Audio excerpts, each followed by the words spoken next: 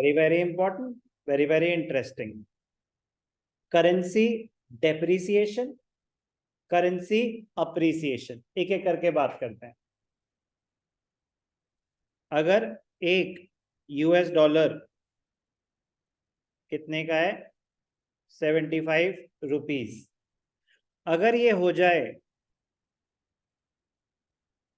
एक US dollar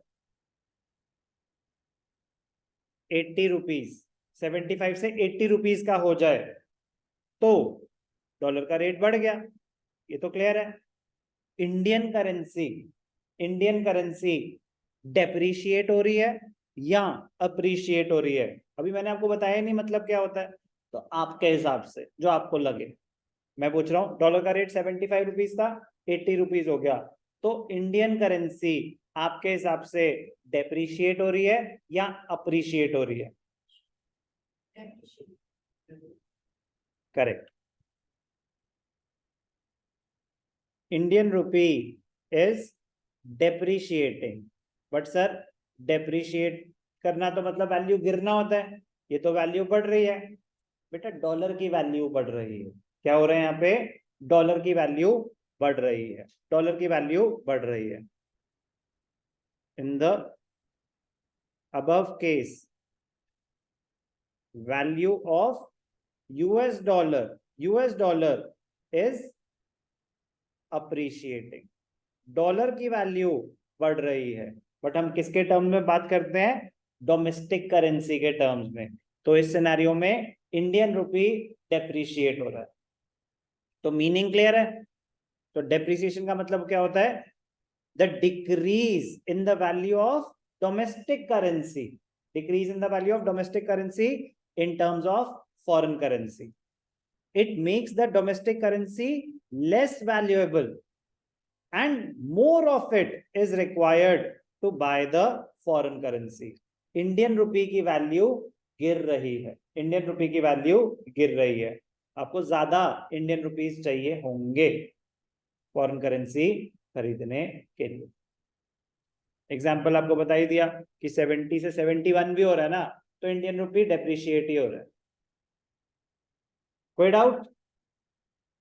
अब एक होता है मीनिंग, एक होता है उसका अफेक्ट। अब ध्यान से देखना, ये बड़ी मजेदार पॉइंट है कि हो गई जी करेंसी डेप्रिशिएट, उसका अफेक्ट क्या होगा, उसका अफेक्ट क्या होगा, depreciation it makes the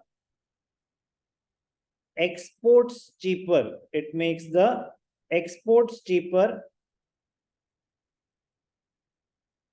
imports costlier,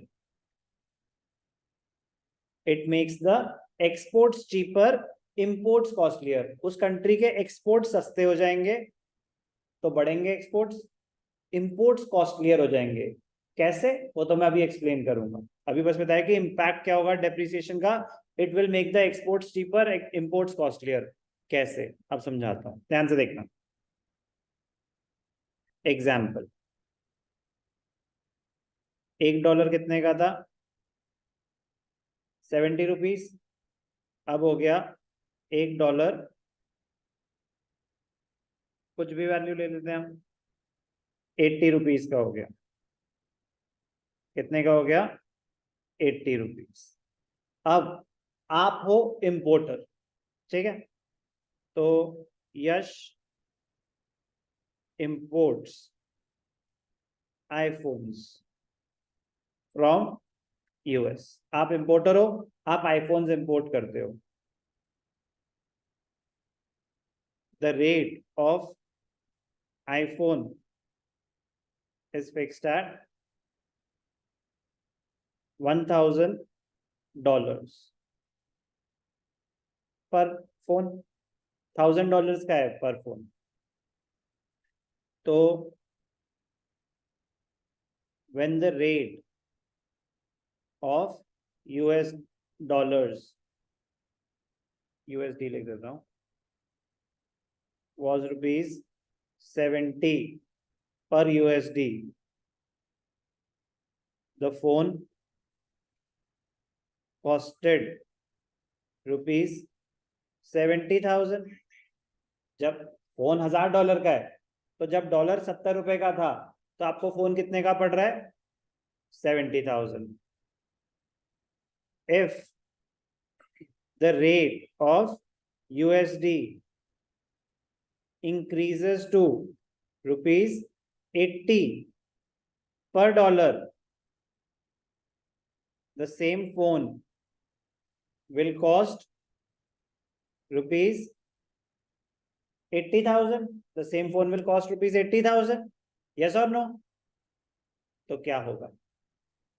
आपको फोन सस्ता पड़ेगा या महंगा पड़ेगा?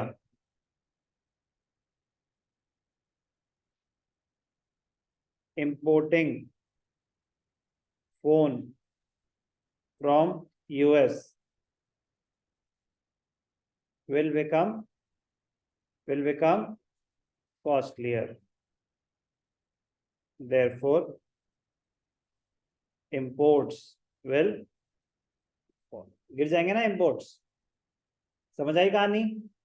दूसरी बातों में समझाता हूं. आप इंपोर्टर से क्लियर है, तो इंपोर्ट्स आर बिकम कॉस्टलियर. अब आप एक्सपोर्टर बन जाओ, ठीक है ना? समझेंगे तो अपने आप क्रिएट कर पाएंगे. सब कुछ मैं डिक्टेट करूंगा तो आप अपना माइंड फिक्स कर लेंगे उतने. मैं कह रहा हूं समझो कॉन्सेप्ट को. Imports become costlier, exports become cheaper. अब आप इंडियन और मैं अमेरिकन, आप मुझे कुछ सामान बेच रहे हो, आप एक्सपोर्टर, मैं इंपोर्टर. मैं आपसे पेन खरीदता हूं. क्या खरीदता हूं? पेन. लेट अस अज्यूम एक पेन 1 रुपए का है. लेट अस अज्यूम बहुत ही घटिया क्वालिटी का है, एक पेन 1 रुपए का है. तो अगर डॉलर 70 रुपए का है, तो मैं इंडिया में जब $1 स्पेंड करूंगा तो मैं आपसे कितने पेन खरीद पाऊंगा? अगर एक पेन 1 रुपए का है, $1 70 रुपए का है, तो मैं $1 इंडिया में स्पेंड करके कितने पेन खरीद पाऊंगा? 70. यस और नो? 1 रुपए का एक पेन, तो 70 रुपए के 70 पेन. $1 यहां खर्च करूंगा तो $1 से मैं 70 रुपए का सामान खरीद सकता हूं, क्योंकि डॉलर का रेट 70 रुपीज है. अब अगर डॉलर 80 रुपीज का हो गया, तो एक ही डॉलर स्पेंड करके, मैं अमेरिकन हूं, एक ही डॉलर स्पेंड करके मैं यहां कितने पेन खरीद पाऊंगा? 80 पेन. तो मैं ज्यादा खरीद पाऊंगा, तो ज्यादा खरीदूंगा या कम खरीदूंगा? और खरीदूंगा, क्योंकि मेरे को तो और प्रॉफिट होगा जनरेट. Exports become cheaper. तो आप, सर लेकिन सामान तो उनके लिए सस्ता हुआ है. तो उनके लिए जो सामान है वही तो एक्सपोर्ट्स हैं आपके. तो जो आप सामान एक्सपोर्ट कर रहे थे वो सस्ता हो गया बाहर वालों के लिए.